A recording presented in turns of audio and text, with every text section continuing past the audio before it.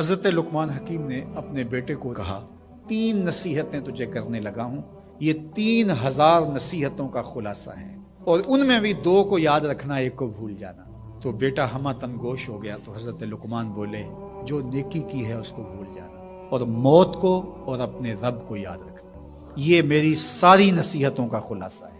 جو نیکی کی ہے وہ بھول جانا، چاہے وہ کسی شخص کے ساتھ کی ہے، چاہے وہ نیکی عبادت کی صورت میں ہے، کسی رشتہ دار کے ساتھ نیکی کی ہے، تو کہا بھول جانا جس طرح کی ہوئی نہیں ہے۔ حضرت معاذ بن جبل رضی اللہ تعالیٰ عنہ حضور کے روضہ انور کے سامنے بیٹھ کے رو رہے تھے۔ حضرت عمر گزرے تو پوچھا اے معاذ کیوں رو رہے ہو؟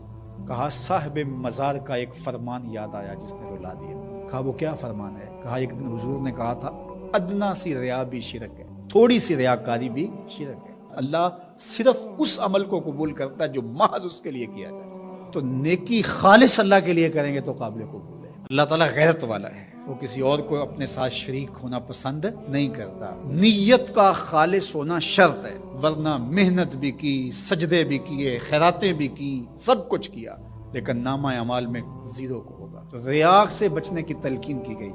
حضرت لقمان حکیم نے کہا جو نیکی کی ہے اس کو بھلا دینا، اللہ کو اور اپنی آخرت کو کبھی فراموش نہ کرنا۔ جب آخرت مستحضر رہتی ہے، ہر وقت بندہ خیال میں رہتا ہے کہ میں اللہ کے حضور پیش ہونا ہے، ایک میدان لگنا ہے، وہاں ترازو گڑے گا، اعمال تولے جائیں گے، تو خود بخود اپنا محاسبہ کرتا رہتا ہے۔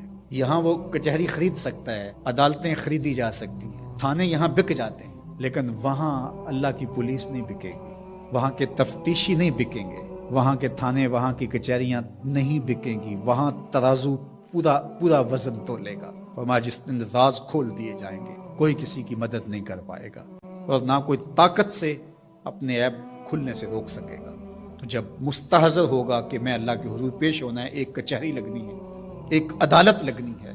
آج مکار آدمی، جھوٹا آدمی، خائن آدمی، بد کردار آدمی بچ کے نکل جاتا ہے، عدالتوں کو چکمے دے جاتے ہیں، لوگ عدالتیں خرید لیتے ہیں، دھمکا لیتے ہیں، سب کچھ ہو جاتا ہے اس دنیا میں، طاقتور کی کوئی بات نہیں کرتا، کمزور پھٹے چڑھا دیے جاتے ہیں، لیکن ایک عدالت ایسی لگنے والی ہے جہاں انصاف ہوگا۔ تو اس لیے کہا کبھی اس کو فراموش نہیں کرنا، اور دوسرا اپنے رب سے کبھی بھی غافل نہیں ہونا۔ اپنے رب سے جو غافل ہو جاتا ہے وہ زندگی کے مقصد کو کھو بیٹھتا ہے۔